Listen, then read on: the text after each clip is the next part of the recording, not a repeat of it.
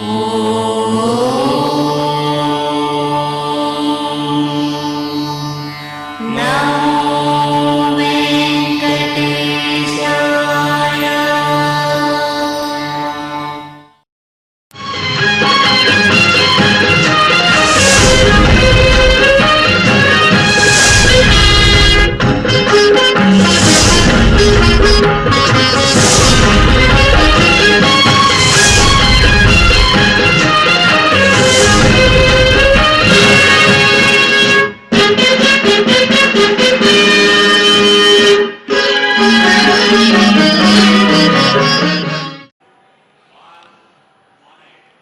नमो वेदात्मकाय वेंकटेशाय पुरोधसांच मुख्यं मां विद्धि पार्थ बृहस्पतिं सेनानीनामहं स्कंदः సరసామస్మి సాగరః అని గీతలో చెప్పినట్లు జలముకు స్థానమైన సముద్రుడు సర్వభూతములకు ఉపాదాన కారణమై అధిష్టాన రూపముగా ఉండువాడు, భక్తులను రక్షించడానికి వారి కోరికలు తీర్చడానికి ఎల్లప్పుడూ అప్రమత్తుడై ఉండువాడు, ఇతరమైన అపేక్షలు లేకుండా తన మహిమయందే ఆధారపడి ఉండువాడు అగు పద్మావతీ ప్రియుడైన శ్రీనివాస ప్రభువు యొక్క సంపూర్ణ అనుగ్రహంతో తిరుమల తిరుపతి దేవస్థానముల ద్వారా తిరుమల శ్రీవారి సన్నిధానం నుండి నాదనీరాజనం మండపంలో సకల పాపహరము సకల పుణ్యప్రదము అయిన విరాట పర్వ పారాయణ యజ్ఞాన్ని అఖండంగా మనందరం చేసుకుంటూ ఉన్నాం. 80వ రోజైనటువంటి ఈరోజు మంగళాదిగా గురు ప్రార్థనతో ఈనాటి పారాయణ యజ్ఞాన్ని ఆరంభించుకుందాం. గురుధ్యానం గురుర్బ్రహ్మా గురుర్విష్ణుః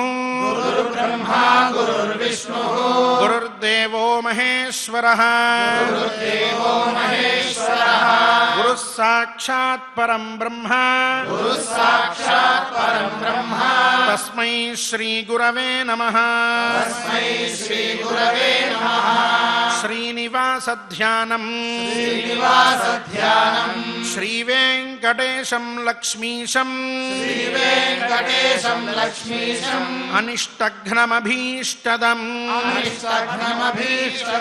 చతుర్ముఖాఖ్యతనయం శ్రీనివాసం భజే నిశం.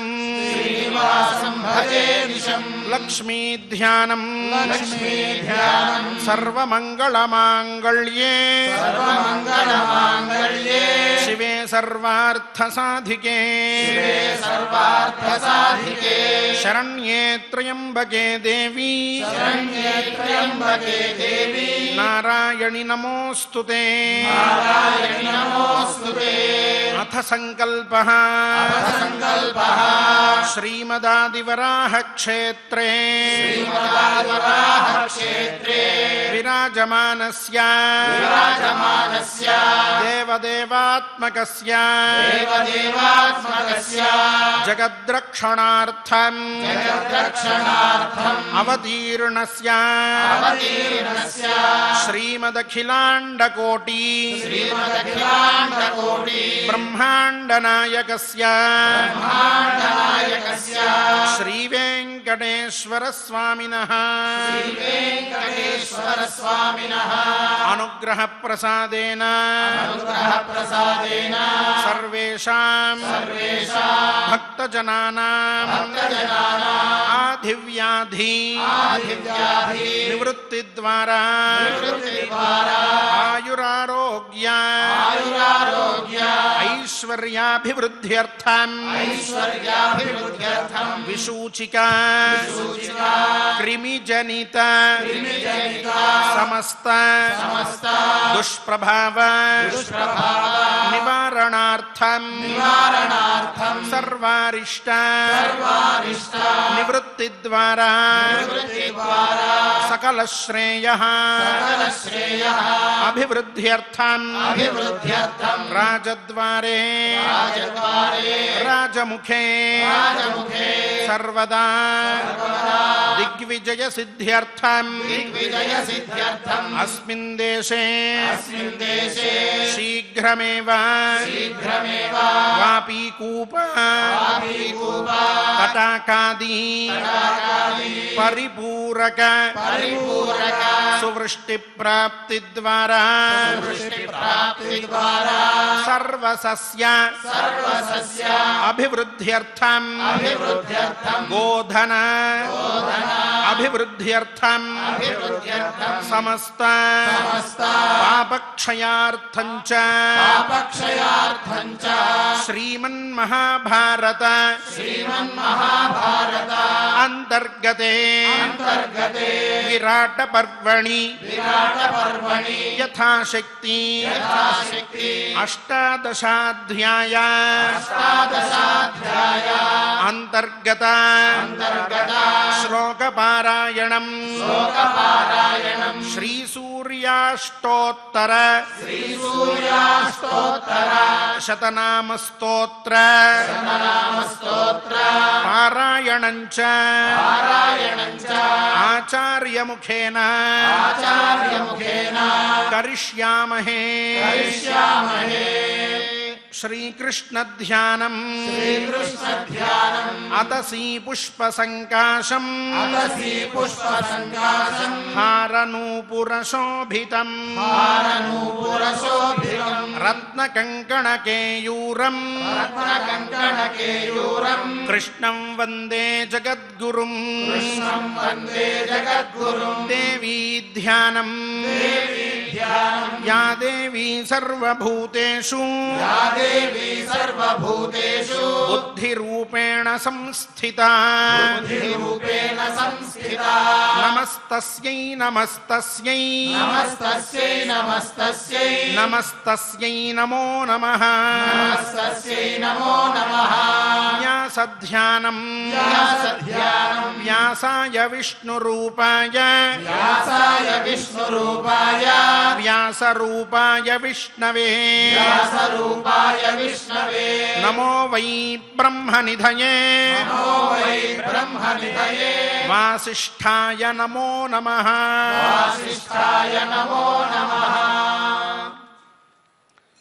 नारायणं नमस्कृत्य नरं चैव नरोत्तमं देवीं सरस्वतीं व्यासं ततो जयमुदीरयेत्। अथ विराटपर्वणि अष्टादशोऽध्यायः।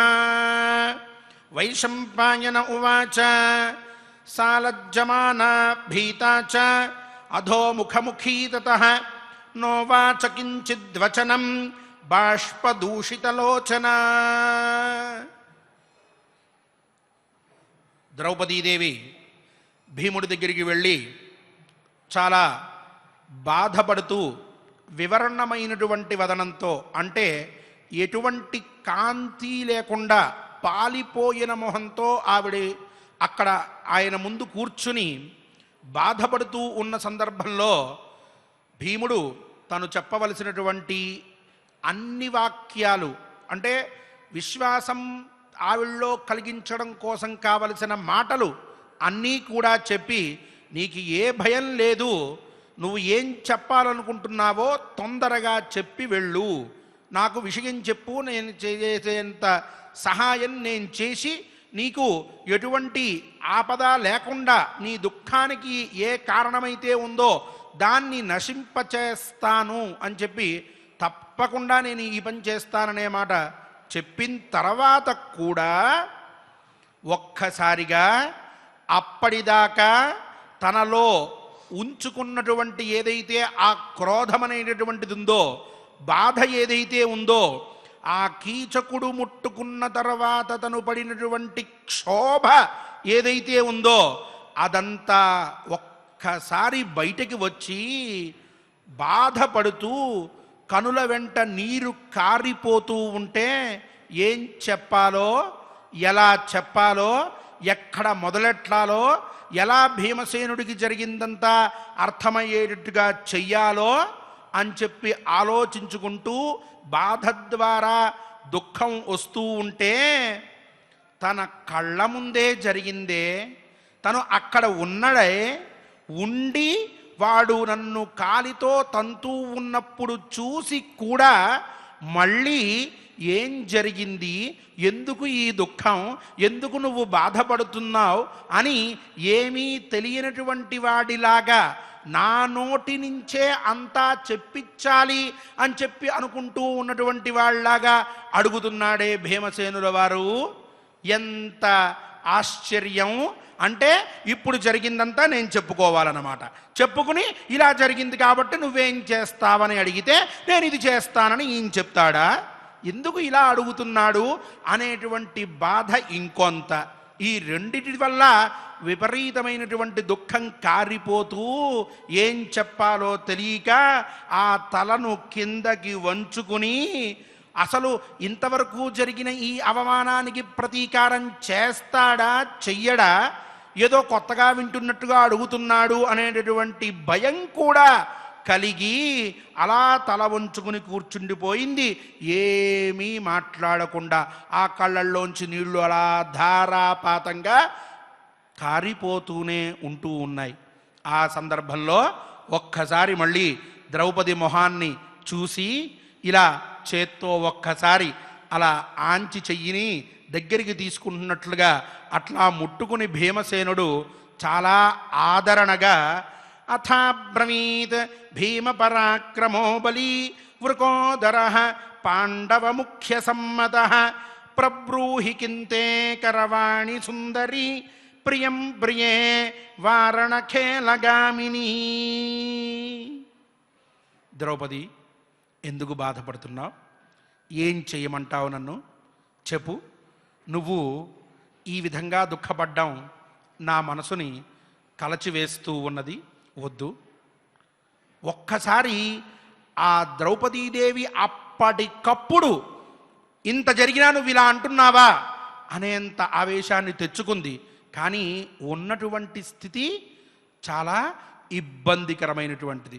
గొంతు పెంచి మాట్లాడలేదు, అలికిడి చెయ్యకూడదు. పక్కనే ఆ పక్క గదుల్లో ఆ వంటశాలలో కొంతమంది ఇంకా నిద్రిస్తూ ఉన్నారు. చిన్నటువంటి వాళ్ళందరూ ఈయన కింద పనిచేసేవాళ్ళు.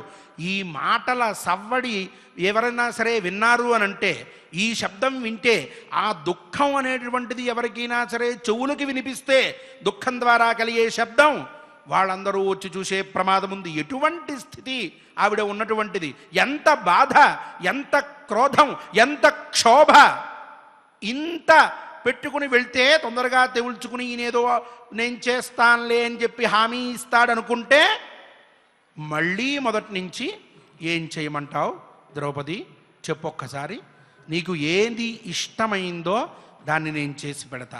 ఏమాత్రమూ బాధపడద్దు. నువ్వు ముందు దుఃఖాన్ని ఆపుకో. నేనున్నాను కదా, నీకంతా నేనే, ఏం భయం లేదు, మేమందరం ఉన్నాం.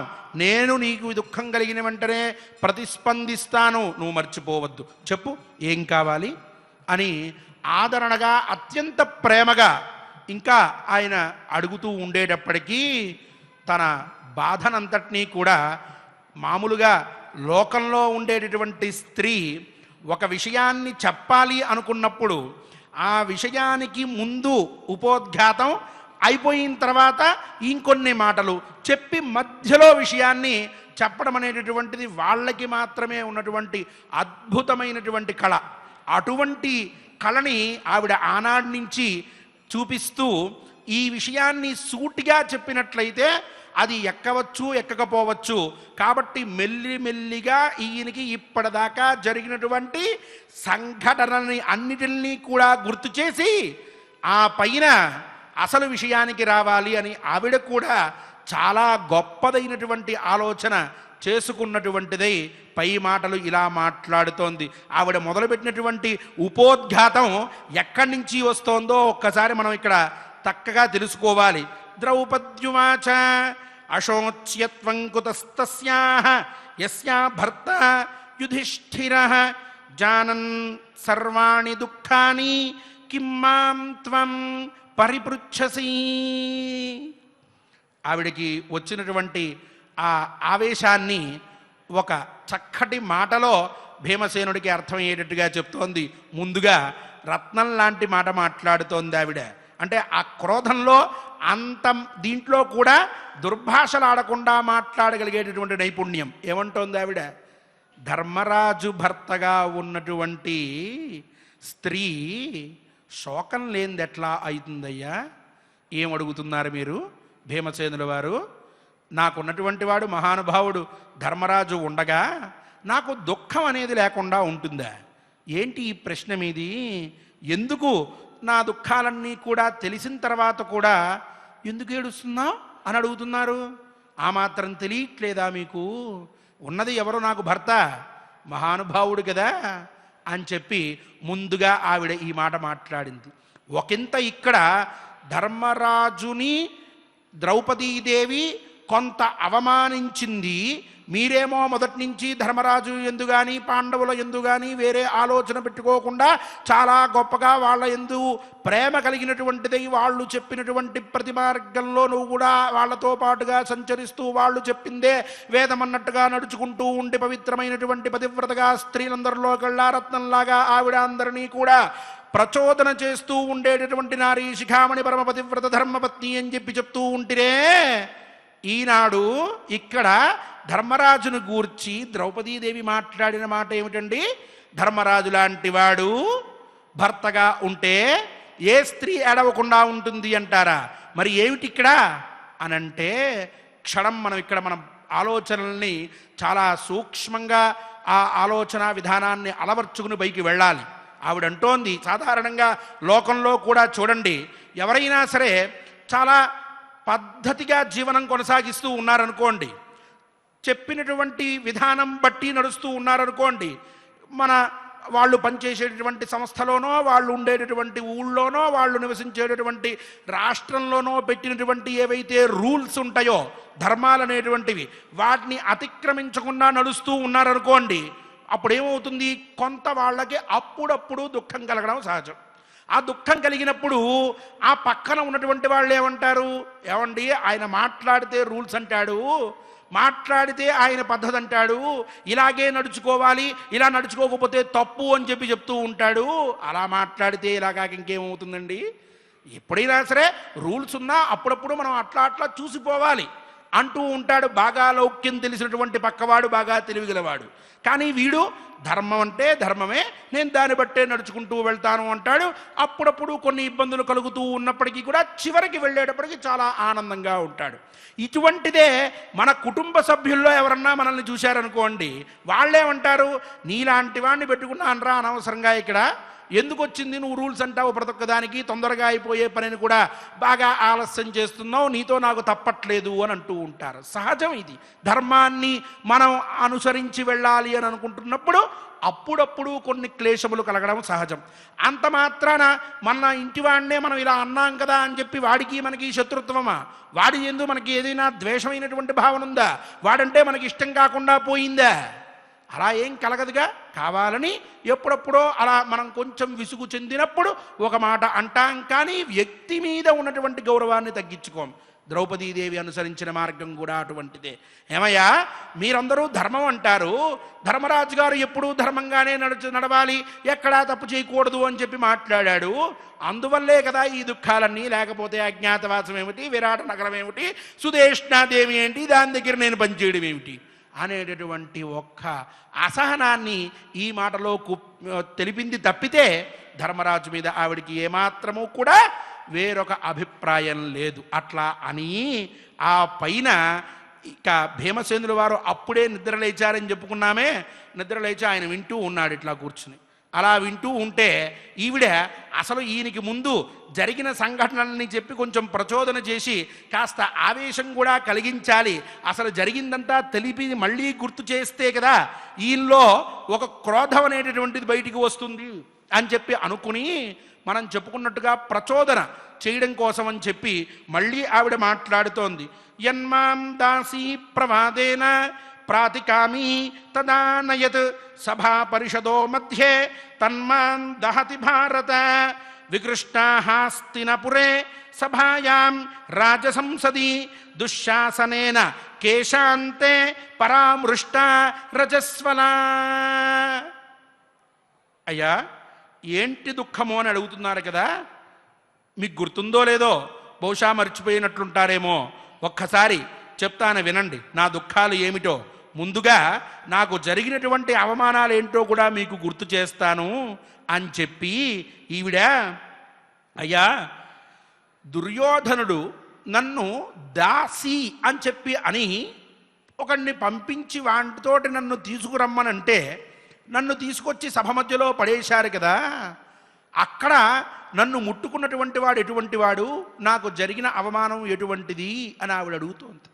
ఇక్కడ మనం ఈ విషయం గురించి పూర్తిగా తెలుసుకోవాలి అని అంటే చిన్న సంఘటన అప్పుడు జరిగిన దాన్ని స్మరించుకుని పైకి వెళ్ళాలి.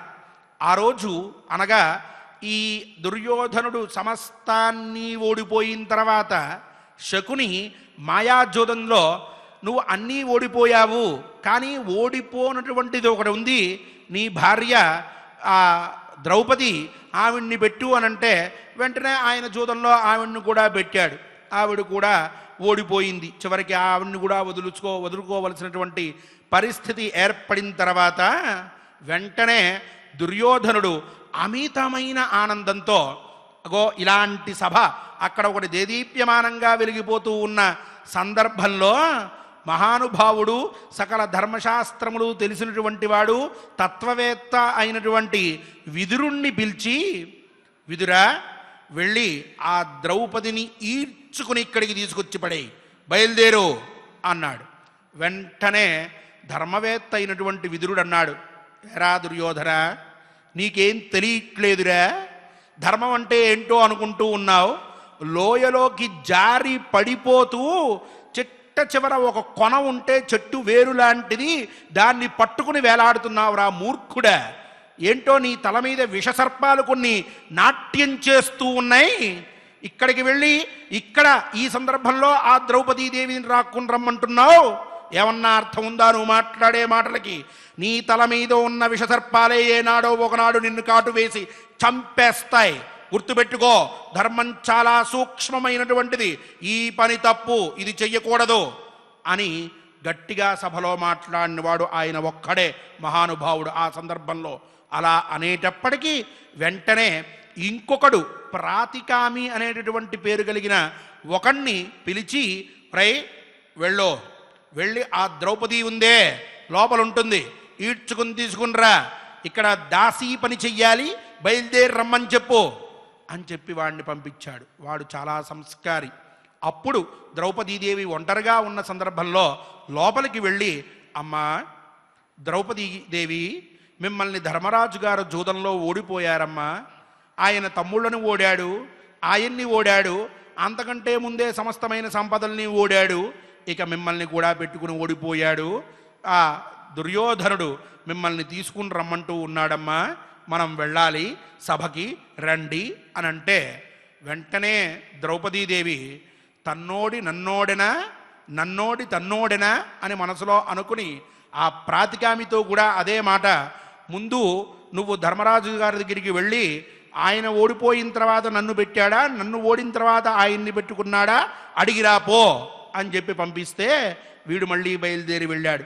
వెళ్ళి, అయ్యా ఇలా అడుగుతోంది ద్రౌపదీదేవి, ఏం చెప్పమంటారు అని అంటే దుర్యోధనుడు వెంటనే, హహ ఎంత మూర్ఖత్వం, పట్టి తీసుకురారా, ఇక్కడ సభ మధ్యలో అందరిని కలిసి చెప్తాం సమాధానం, మమ్మల్ని అందరినీ చూసి ధర్మరాజు మాట్లాడతాడు, ఎవరు ఓడారో ముందు వెళ్ళి తీసుకునిరా, బయలుదేరు అని చెప్పి మళ్ళీ ఆవేశంగా చెప్పేటప్పటికీ వాడు కొంత భయపడుతూ అక్కడే ఉన్నాడు. ఉన్న సందర్భంలో, ఏమిటి ఈ పాండవులు ఏమన్నా చేస్తారని భయపడుతున్నావా, పిచ్చివాడా, సమస్తాన్ని పోగొట్టుకున్నారు, ఆ భీముడు వేపేం చూడక్కర్లా, ఏం చెయ్యలేడు, ఇప్పుడు బయలుదేరు అని అంటే మళ్ళీ వెళ్ళి ఈ విషయం చెప్తే ఆ ద్రౌపదీదేవికి ఆవిడ అప్పుడు చెప్పింది, నాయన ఏకవస్త్రగా ఉన్నాను నేను, ప్రస్తుతం నేను ఆ సందర్భంలోకి అడుగు పెట్టకూడదు, కాబట్టి నేను రాకూడదు, ఈ విషయం వెళ్ళి వాళ్ళకి చెప్పు అనంటే వాడు వచ్చి మళ్ళీ సభలో నివేదించాడు ప్రాతికామి. ఆ సందర్భంలో ఇక దుర్యోధనుడికి అప్పటికే పట్టరానటువంటి ఉత్సాహం, అమితమైనటువంటి ఆశ్చర్యం, అంతకు మించినటువంటి ఆనందం అన్నీ కలిసి వచ్చేటప్పటికీ వీరావేశం పొందినటువంటి వాడై ఒకంత అసహనం కూడా ప్రదర్శిస్తూ అక్కడ ఉండేటటువంటి ఇంకొక భృత్యుణ్ణి పిలిచి, రేయ్ బయలుదేరి వెళ్ళో, తీసుకునిరా, పట్టి ఈడ్చుకునిరా కావాలంటే రాకపోయినట్లయితే తొందరగా తీసుకురా, అంతఃపురంలో శుద్ధి చెయ్యవలసినటువంటి పని చాలా ఉన్నది, తొందరగా రమ్మను, దాసిగా పంపిద్దాం అనేటప్పటికీ వాడు వెళ్ళి మళ్ళీ చెప్పాడు. ఆ రెండవ భృత్యుడు అమ్మా మిమ్మల్ని పిలుస్తున్నారు అనంటే ఆ సందర్భంలో ఇంకా ద్రౌపదీదేవి ఏం చెయ్యాలో తెలియక ధృతరాష్ట్రుడి అంతఃపుర స్త్రీలు ఉండేటటువంటి ప్రదేశానికి పరిగెట్టుకుంటూ వెళ్తూ ఉన్నటువంటి సందర్భంలో దుశ్శాసనుడు పరమ దుర్మార్గుడైనటువంటి వాడు ఒక్కసారిగా వచ్చి ఆవిడ జుట్టు పట్టి గట్టిగా ఈడ్చి తీసుకువచ్చి రాజమదిలో పడేసి అందరి మధ్యలో వికటాట్టహాసం చేస్తూ చూశావా నీకేం గతి పట్టిందో అన్నట్లుగా ఒక్కసారి వీరావేశంతో చూస్తూ ఉన్నటువంటి సందర్భంలో అక్కడ ఉండేటటువంటి ప్రతి ఒక్కరూ మౌనాన్ని మాత్రమే ఆశ్రయించినటువంటి క్షణంలో భీమసేనుల వారికి విపరీతమైన ఆవేశం కలిగి చాలా బాధపడుతూ ఏం చెయ్యలేక అన్నగారిని జవదాటి వెళ్ళలేక అక్కడే అలా ఆ తలని వంచుకుని నుంచుని ఉన్నాడు. అటువంటి సందర్భం మర్చిపోయావా భీమసేన? ఏం జరిగింది ఆ రోజు అవమానం? ఎంతటి అవమానం జరిగింది? ఈ కురువంశంలో ఎవరికైనా సరే ఇంతవరకు ఇలాంటి అవమానం జరిగిందా? నాకు జరిగింది కదూ. దుశ్శాసనుడు తీసుకొచ్చి ఇక్కడ పడేశాడే ఆ సభలో, అంతమంది ఉండంగా ఎవ్వరూ ఏం చేయలేకపోయారే. ఎవరికైనా కలిగిందా ఈ దుఃఖం? ఎవరికైనా ఇంత అవమానం జరిగిందా? నాకు జరిగింది, ఓర్చుకున్నాను. ఇది నా జీవితంలో నాకు జరిగినటువంటి మొదటి అవమానం. ఆ సందర్భంలో అక్కడ ఎంతమంది మహానుభావులు ఉన్నారు, సమస్త ధర్మశాస్త్రవేత్తలు ఉన్నారు. ఏదో అనుకుంటున్నారు, అందరూ అక్కడే ఉన్నారు. ఎవరైనా మాట్లాడారా? ఒక్కసారి వినండి వాళ్ళ మాటలు అంటూ మళ్ళీ అక్కడ ఉన్నటువంటి వారి పేర్లన్నింటినీ కూడా ఆవిడ తెలియజేస్తోంది. క్షత్రియై తత్ర కర్ణాద్యై దృష్టా దుర్యోధనేన చ శ్వశురాభ్యాంచ భీష్మేణ విదురేణ చ ధీమత ద్రోణేన చ మహాబాహో కృపేణ చ పరంతప సాహం శ్వశురయోర్मध्ये భ్రాతృमध्ये చ పాండవ కేశే గృహీత్వైవ సభాం నీతా జీవతి వై త్వయి. ఆ సభలో ఆనాడు నన్ను పడేసినప్పుడు అక్కడ కర్ణుడు ఉన్నాడు, దుర్యోధనుడు ఉన్నాడు, అత్తమామలైనటువంటి వారు ధృతరాష్ట్రుడు ఇత్యాదులు అందరూ కూడా అక్కడే ఉన్నారు. భీష్ముడు మహానుభావుడు, ఆయన కూడా అక్కడే ఉండి ఒక్క మాట మాట్లాడలేకపోయాడే. స్త్రీకి అంత అవమానం జరుగుతూ ఉంటే ధర్మతత్వవేత్త అయిన విదురుడు కూడా అక్కడే ఉన్నాడు. మహానుభావుడు కులగురువైనటువంటి ద్రోణాచార్యుల వారు కూడా అక్కడే ఉన్నారే. ఇంతమంది మహానుభావులు ఉండంగా నా జుట్టు పట్టుకుని అందరి మధ్యలో తీసుకొచ్చి అక్కడ పడేశారే. ఇలాంటిది ఎప్పుడైనా సరే జరుగుతుందా ఎవరికైనా అవమానం అని వాళ్ళ పేర్లన్నీ కూడా చెప్పి, ఇవన్నీ ఎందుకు చెప్తోంది ఆవిడ? భీమసేనుల్లో ఆ సంఘటన గుర్తు తెచ్చి నిజమే, అవును అనేటటువంటి ఆవేశాన్ని తీసుకువచ్చి కార్యానికి ఆయన్ని చక్కగా ప్రవర్తించేటట్టుగా చెయ్యాలనేటువంటి తలంపుతో ఈ మాటలు మాట్లాడుతూ పార్థివస్య సుతానామ కాను జీవతి మాదృశి అనుభూయే దృశం దుఃఖం అన్యత్ర ద్రౌపదీం ప్రభో.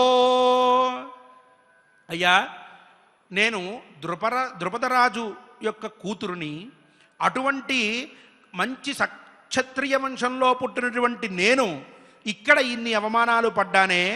ద్రౌపది అనేటటువంటిది కాక ఇంత అవమానం జరిగిన తర్వాత కూడా ఇంకొకది ఎవరైనా బతికుంటుందా? ఆలోచించుకోండి ఒక్కసారి మీరు. ఎంత అవమానం జరిగిందండి. నేనేమన్నా సాధారణమైన దాన్నా? నా తండ్రి మహారాజే, అంత గొప్ప వంశం నుంచి వచ్చానే, అయినా సరే నాకింత అవమానం జరిగింది. జీవించి ఉండడం అనేది ఇంకో వ్యక్తికి సాధ్యమయ్యే పనేనా అని చెప్తూ, సరే ఇదంతా అప్పుడు జరిగింది, సరే ఒప్పుకుంటాను. ఆ పైన 12 సంవత్సరములు అరణ్యవాసం అంటిరే, మీతో పాటే తల వంచుకుని బయలుదేరాను. ఏమన్నా సరే నేను ఒక్కరోజైనా ప్రతిఘటించానా? మీరు చెప్పిన మాటని కాదన్నానా? అలా నేను వనవాసంలో ఉంటూ ఉన్న సందర్భంలో కూడా వనవాసగతాయాశ్చ సైంధవేన మధురాత్మన పరామర్శో ద్వితీయో వై సోఢుముత్సహతేతుక. ఆ వనవాసంలో అక్కడ దొరికేటటువంటి దుంపలు అవి తింటూ ఏదో కాలాన్ని గడుపుతూ భగవన్నామస్మరణ చేస్తూ మహానుభావులైన ఋషులు సందర్శనం చేస్తూ పరమ పవిత్రంగా అక్కడ ఉండేటటువంటి కాలాన్ని గడుపుతూ ఉన్న నన్ను చూసిన ఆ సైంధవుడు అనేటువంటి దురాత్ముడు వావి వరసలు మర్చిపోయి మహారాజు కొడుకుననేటువంటి ఒక్క అహంకారంతో వచ్చి నన్ను చెరబడదామనుకున్నాడే, నన్ను ఇబ్బంది పెట్టాడే, నన్ను పట్టుకుని వాడి రథం మీద వేసుకుని మరీ తీసుకుని వెళ్ళిపోయాడే. ఎవరికైనా జరుగుతుందా అయ్యా? ఇంతటి అవమానం ఎవరికైనా ఇంకొకరికి జరుగుతుందా? ఎంత బాధపడ్డాను నేను. ఇది నాకు జరిగినటువంటి రెండవ అవమానం. ఇలా ఈ రెండు అవమానాలు తట్టుకున్నానే. అప్పుడైనా సరే నేనేమన్నా మీకు వ్యతిరేకంగా ప్రవర్తించానా? లేదే. మహానుభావులు మీరు, సత్యధర్మ మార్గములే మీకు ఉన్నవి, నేను కూడా దాంట్లోనే నడవాలి అనేటటువంటి దృష్టి కలిగినటువంటి దాన్నై ఈ వనవాసంలోనే పద్భ్యాం పర్యచరంచాహం దేశాన్ విషమ సంస్థితాన్ దుర్గాన్ శ్వాపద సంకీర్ణాన్ త్వయి జీవతి పాండవ. భీమసేనుల వారా, అయ్యా మీరు బ్రతికి ఉండంగా నేను ఈ అరణ్యవాసంలో ఎవ్వరూ నడవలేనటువంటి ఎక్కడికెక్కడ ముళ్ళు గుర్చుకుని ఆ రక్తం కారిపోతూ ఉండేటటువంటి అటువంటి కష్టమైన దారుల్లో కూడా నేను నడుచుకుంటూ ఎక్కిన కొండ ఎక్కకుండా మళ్ళీ మళ్ళీ అదే అరణ్యంలో తిరుగుతూ పరమ కష్టమైనటువంటి నివాసం చేసి అరణ్యంలో నేను మీ వెంటే నడుస్తూ వస్తూ ఉన్నానే. ఎక్కడా కూడా నేను ఎటువంటి అసహనాన్ని ప్రదర్శించకుండా ఎగుడు దిగుడుగా ఉండేటటువంటి ప్రాంతాలన్నింటినీ తిరిగి కాళ్ళు బొబ్బలెక్కి రక్తం కారి ఇక నా వల్ల కాదు, నా శరీరమంతా క్షీణించిపోతోంది అన్న సందర్భంలో కూడా నేను నా అసహనాన్ని బయటపెట్టలేదే, నేను తప్పు దారిలో నడవలేదే. మీరు చెప్పిందే నాకు వేదమన్నట్టుగా ప్రవర్తించాను. చూశారా, అవమానములు జరిగినాయి, కష్టములు కలిగినాయి. ఎక్కడైనా సరే నేను ఎప్పుడైనా సరే ధర్మానికి విరుద్ధంగా మీకు విరుద్ధంగా ప్రవర్తించానా? లేదు కదా. అరణ్యవాసం ముగిసింది, ఆ పైన అజ్ఞాతవాసం అంటిరి. అజ్ఞాతవాసంలో ఈనాడు నేను మీరు చెప్పినట్లుగా తతోహం ద్వాదశే వర్షే వన్యమూలఫలాశన ఇదం పురమనుప్రాప్త సుదేష్ణ పరిచారిక పరస్త్రియముపాతిష్ఠే సత్యధర్మపథస్థిత. మీరు విరాట రాజ్యానికి వెళ్దాం, అక్కడ కాలాన్ని గడుపుదాం అని అంటే నేను మీతో పాటు సరే అన్నాను. నేను కూడా సైరంధ్రి అనేటువంటి పేరు నాకు సరిపోతుందని పెట్టుకుని మీతో పాటు ఇక్కడికి వచ్చి అతి చిన్నదైన ఈ రాజ్యంలో ఇక్కడ ఈ సుదేష్ణాదేవికి పరిచారికగా ఇక్కడ మీరు చెప్పినటువంటి ఏవైతే సత్య ధర్మ మార్గములు ఉన్నాయో వాటి ఎందే నడుచుకుంటూ నేను నా కాలాన్ని గడుపుతూ ఆవిడికి సేవలు చేసుకుంటూ ఉన్నా. ఎంతదయ్యా సుదేష్ణాదేవి, ఎంతది విరాట రాజ్యం, పాండవులు ఎలాంటి వాళ్ళు, ఈ ద్రౌపది ఎట్లాంటిది, మీరు చెప్తే కదా నేను ఇక్కడికి వచ్చి ఇంత పని చేస్తూ కాలాన్ని గడుపుతూ ఉన్నా. ఈ దుఃఖములు సామాన్యమైనవా? ఇవన్నీ నువ్వు కూడా కళ్ళారా చూస్తువే, మళ్ళీ అడుగుతున్నావేంటి స్వామి?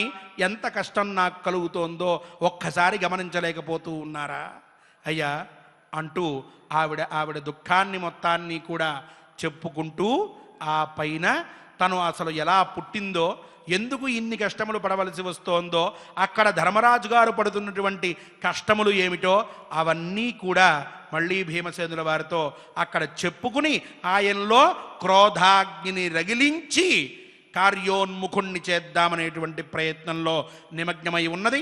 ఆ విషయములను మనం రేపటి కథాశ్రవణంలో చక్కగా శ్రవణం చేద్దాం. ఇప్పుడు సభక్తికంగా మనం చక్కగా ఈ శ్లోకములన్నింటినీ కూడా, ఈ ద్రౌపదీదేవి పడినటువంటి కష్టములన్నింటినీ కూడా తెలిపేటటువంటి శ్లోకాల్ని చూస్తూ ఇటువంటి కష్టములు ఇంకెవరికి కూడా కలగకూడదు, అటువంటి గొప్పదైన ధర్మమైనటువంటి మార్గాన్ని మాకు కలగజేసి ధర్మాన్ని ఆచరించే సందర్భంలో కలిగేటటువంటి చిన్న చిన్న కష్టాల్ని ఇవి కష్టములు అని చెప్పి ధర్మ మార్గాన్ని వదిలిపెట్టేటటువంటి బుద్ధిని కలిగించకుండా ఇంకొంత ధర్మ మార్గాన్ని మనకి స్వామివారు అనుగ్రహించి మంచి మార్గంలో నడపాలి. ధర్మమే మన ఆయుధము, అహింసే మన యొక్క జీవన మార్గము అనేటటువంటి స్థితికి మనల్ని తీసుకువెళ్ళాలి అనేటటువంటి తాత్పర్యంతో శ్లోకపారాయణం చేద్దాం. ఓం నమో వెంకటేశాయ. అథ విరాట పర్వణి అష్టాదశోऽధ్యాయः వైశంపాయన ఉవాచ సాలజ్జమానా భీతా చ అధోముఖ ముఖీ తతః నోవాచ కించిద్వచనం బాష్పదూషిత లోచన అథాబ్రవీత్ భీమ పరాక్రమో బలి మృకోదరః పాండవ ముఖ్య సమ్మతః ప్రబ్రూహి కింతే కరవాణి సుందరి ప్రియం ప్రియే వారణఖేల గామిని ద్రౌపద్యువాచ అశోచ్యత్వం కుతస్తస్యాః యస్యా భర్తా యుధిష్ఠిరః జానన్ సర్వాణి దుఃఖాని కిం మాం త్వం పరిపృచ్ఛసి యన్మాం దాసీ ప్రవాదేన ప్రాతికామి తదానయత్ సభా పరిషదో మధ్యే తన్మాం దహతి భారత వికృష్ట హాస్తినపురే సభాయాం రాజసంసది దుశ్శాసనేన కేశాంతే పరామృష్ట రజస్వల క్షత్రియైస్తత్ర కర్ణాద్యైః దృష్టా దుర్యోధనేన చ శ్వశురాభ్యాం చ భీష్మేణ విదురేణ చ ధీమతా ద్రోణేన చ మహాబాహో కృపేణ చ పరంతప సాహం శ్వశురయోర్मध्ये భ్రాతృमध्ये చ పాండవ కేశే గృహీత్వైవ సభాం నీతా జీవతి వై త్వయి పార్థివస్య సుతానామ కాను జీవతి మాదృశీ అనుభూయేదృశం దుఃఖం అన్యత్ర ద్రౌపదీం ప్రభో వనవాస గతాయాశ్చ సైంధవేన దురాత్మనా పరామర్శో ద్వితీయో వై సోఢుం ఉత్సహతేతుకా పద్భ్యాం పర్యచరం చాహం దేశాన్ విషమ సంస్థితాన్ దుర్గాన్ శ్యాపద సంకీర్ణాన్ త్వయి జీవతి పాండవ తతోహం ద్వాదశే వర్షే వన్యమూల ఫలాశన ఇదం పురం అనుప్రాప్త సుదేష్ణా పరిచారిక పరస్త్రియం ఉపాతిష్ఠే సత్యధర్మ పథస్థిత. ఓం నమో వెంకటేశాయ. ఇప్పుడు శ్రీ సూర్యనారాయణ స్వామి వారిని మనందరం కూడా ఆరోగ్యాన్ని ఇచ్చి మనకి చక్కటి ఆనందమయమైన జీవితాన్ని కలగజేయాలి, సమస్తమైన అనారోగ్యముల్ని కూడా ఈ ప్రపంచం నుంచి పారద్రోలాలి అనేటటువంటి సత్సంకల్పాన్ని ఉంచుకున్నటువంటి వాళ్ళమై అష్టోత్తర శతనామ స్తోత్రాన్ని సభక్తికంగా ఇప్పుడు జపిద్దాం. నమో నమోస్తు విశ్వాత్మన్ త్వం బ్రహ్మా త్వం పినాకధృత్ చంద్రేంద్రార్కాశ్విమరుతః త్వమేవ జగతః పతే. కలియుగ ప్రత్యక్ష దైవమే వెలుగుందేటువంటి శ్రీనివాస పరబ్రహ్మ దివ్య చరణ సన్నిధిలో శ్రీ సూర్యాస్తోత్తర శతనామ స్తోత్రాన్ని మనందరం కూడా శ్రద్ధగా పారాయణ చేద్దాం. అథ సూర్యాస్తోత్తర శతనామ స్తోత్రం ధౌమ్య ఉవాచ సూర్యోర్యమా భగస్త్వష్ట పూషార్కః సవితా రవిః గభస్తిమాన్ అజః కాలో మృత్యుర్ధాతా ప్రభాకరః పృథివ్యాపశ్చ తేజశ్చ ఖం వాయుశ్చ పరాయణం సోమో బృహస్పతిః శుక్రో బుధో అంగారక ఏవ చ ఇంద్రో వివస్వాన్ దీప్తాంశుః శుచిః శౌరిః శనైశ్చరః బ్రహ్మా విష్ణుశ్చ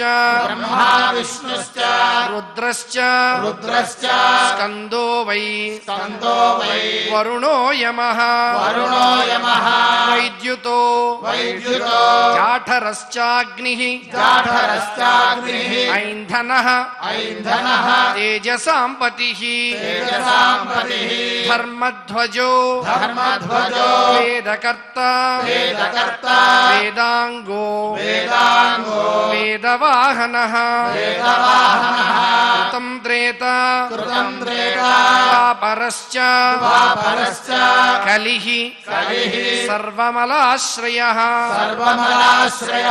కళాకాష్ఠా ముహూర్తాశ్చ పక్షామాసాః ఋతుస్తథా సంవత్సరకరో అశ్వత్థః కాలచక్రో విభావసుః పురుషః శాశ్వతో యోగి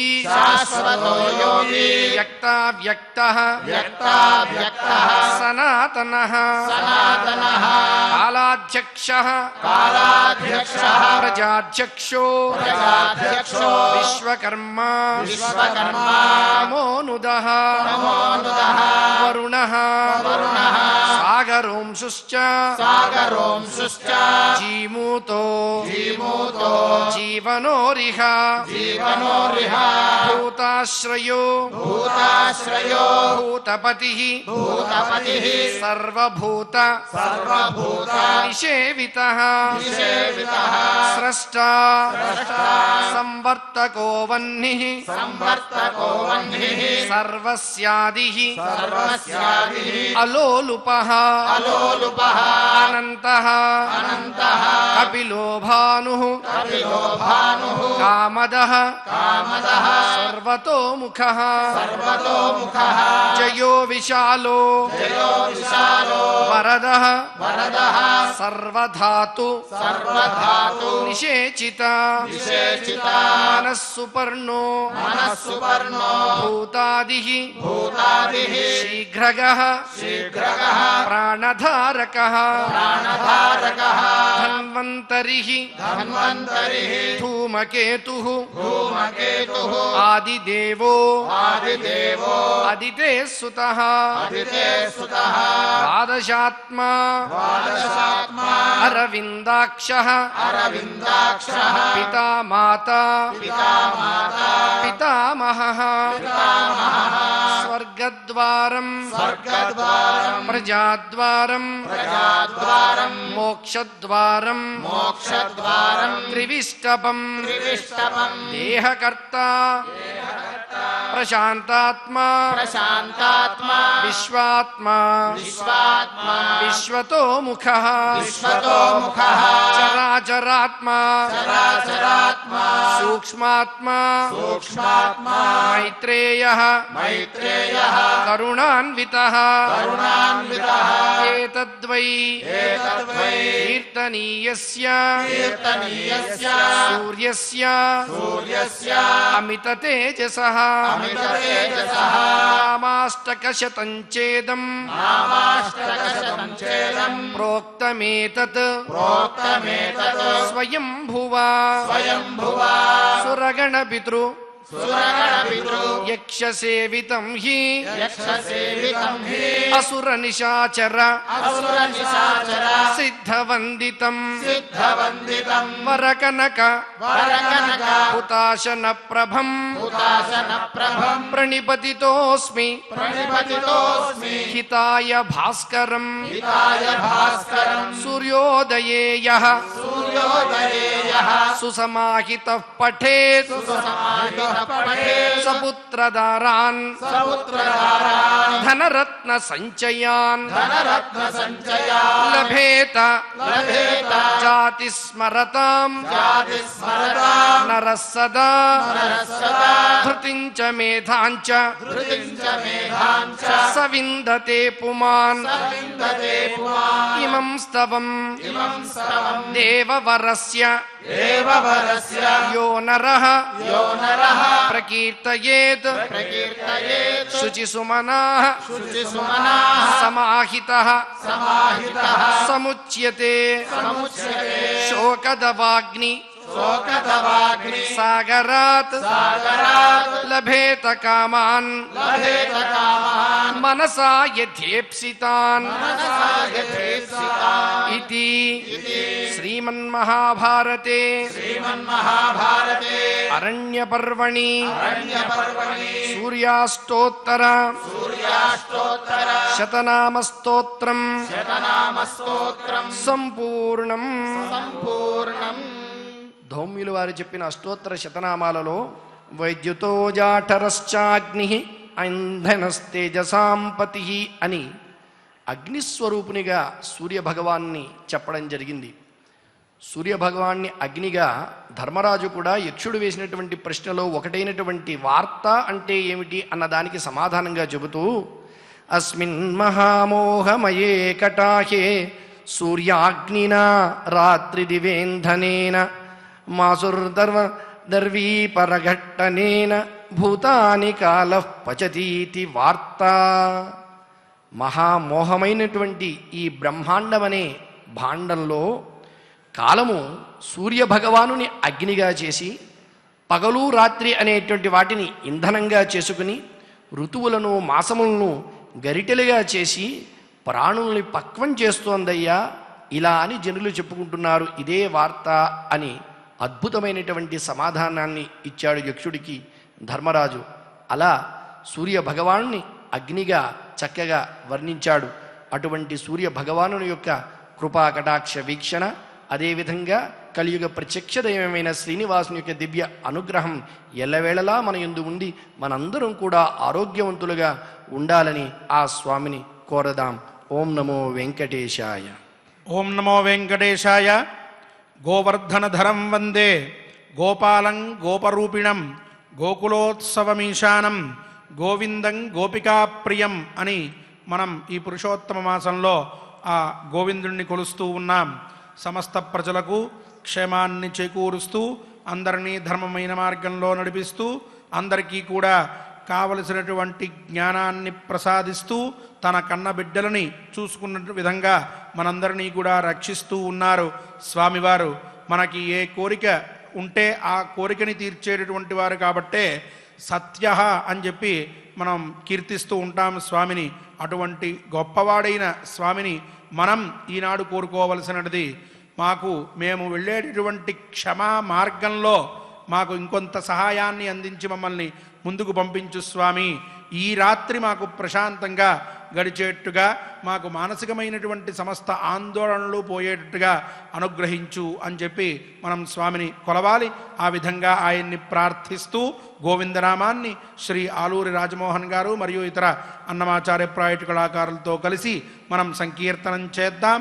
గోవిందనామ సంకీర్తన విశేషంతో ప్రశాంతమైనటువంటి, ఎటువంటి ఆందోళన లేనటువంటి మనస్థితిని పొందినటువంటి వాళ్ళమై స్వామి సేవలో తరిద్దాం. ఓం నమో వెంకటేశాయ.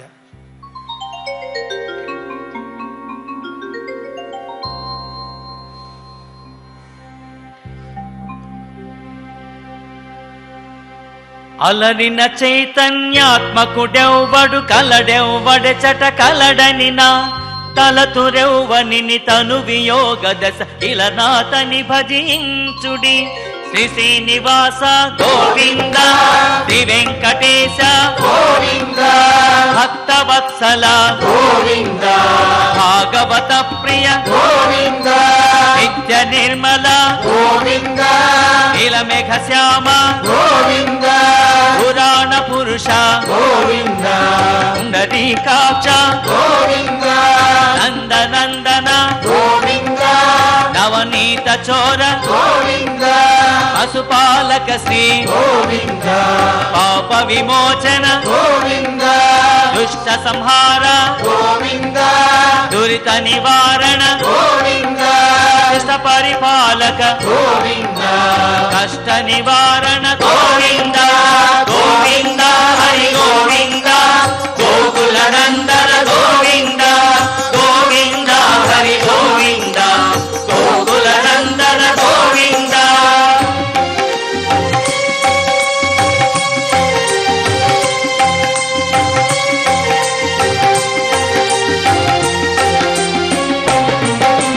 వజ్రమకుటధర గోవింద, వరాహమూర్తి గోవింద, గోపీ జనలోల గోవింద, గోవర్ధనోద్ధార గోవింద, దశరథ నందన గోవింద, దశముఖమర్దన గోవింద, పక్షివాహన గోవింద, పాండవ ప్రియ గోవింద, మత్స్యకూర్మ గోవింద, మధుసూదన కరి గోవింద, వరాహ నరసింహ గోవింద, వామన భృగురామ గోవింద బలరామానుజ గోవింద, బౌద్ధ కల్కిధర గోవింద, వేణుగాన ప్రియ గోవింద, వెంకటరమణ గోవింద గోవింద హరి గోవింద గోకుల నందన గోవింద గోవింద హరి గోవింద గోకుల నందన గోవింద.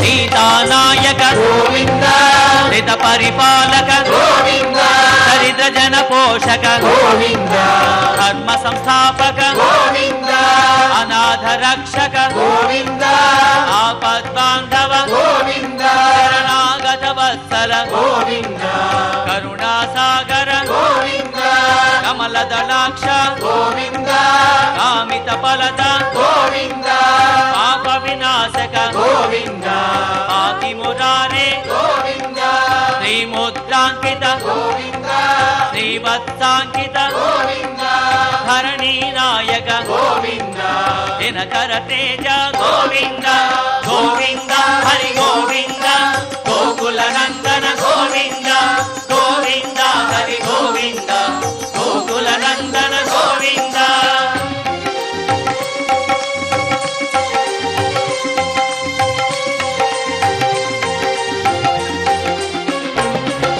పద్మావతి ప్రియ గోవింద, ప్రసన్నమూర్తి గోవింద, అభయహస్త గోవింద, అక్షయ వరద గోవింద, శంఖ చక్రధర గోవింద, శాంగ గదాధర గోవింద, విరజాతీర్థస్థ గోవింద, విరోధి మర్ధన గోవింద, ఆలగ్రామధర గోవింద, సహస్రనామ గోవింద, లక్ష్మీ వల్లభ గోవింద, లక్ష్మణాగ్రజ గోవింద, కస్తూరి తిలక గోవింద, అంజనాంబరధర గోవింద, గరుడ వాహన గోవింద, గజరాజ రక్షక గోవింద గోవింద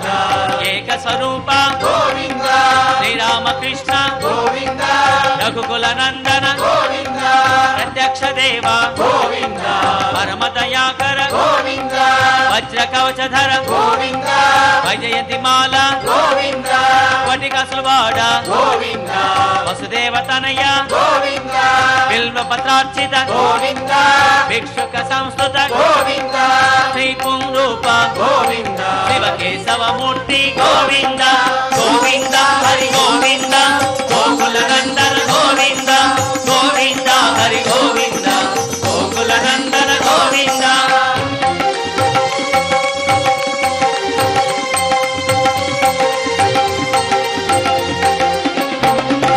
బ్రహ్మాండ రూప గోవింద భక్త రక్షక గోవింద నిత్య కళ్యాణ గోవింద నీరజనాభ గోవింద అధిరామ ప్రియ గోవింద హరి సర్వోత్తమ గోవింద జనార్దన మూర్తి గోవింద జగసాక్షి రూప గోవింద అభిషేక ప్రియ గోవింద ఆప నివారణ గోవింద రత్న కిరీట గోవింద రామానుజనుత గోవింద స్వయం ప్రకాశ గోవింద ఆశ్రిత పక్ష గోవింద నిత్య శుభప్రద గోవింద నిఖిల లోకేశ గోవింద గోవింద హరి గోవింద గోకుల నందన గోవింద గోవింద హరి గోవింద గోకుల నందన గోవింద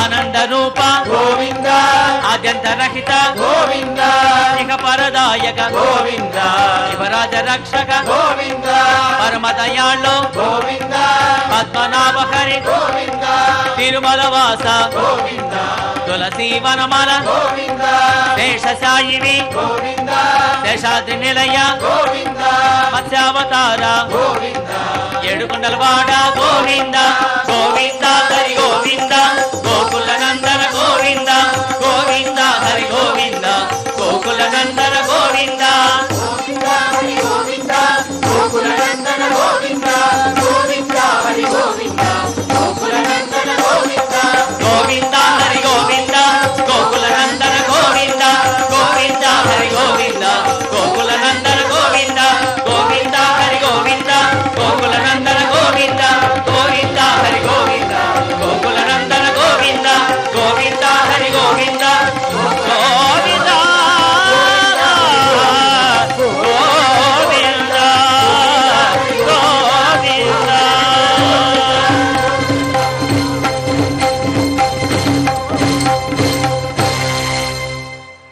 ఏడుకొండలవాడ వెంకటరమణ గోవింద గోవింద ఆపద్బాంధవ అనాథ రక్షక గోవింద వాడ అడుగుడు దండాలు వాడ గోవింద గోవింద యత్ర యత్ర యదా యస్య దృఢా భక్తిః ప్రజాయతే తత్ర తత్ర తదా తస్య మహాదేవః ప్రకాశతే.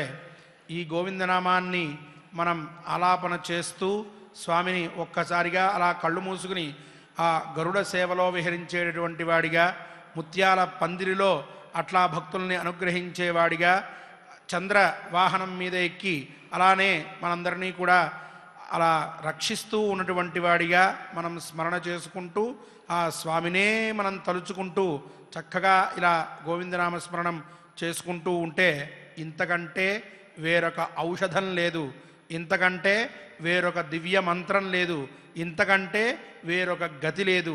అటువంటి స్థితి మనకి స్వామివారు ప్రతినిత్యము కల్పిస్తూ ఉన్నారు.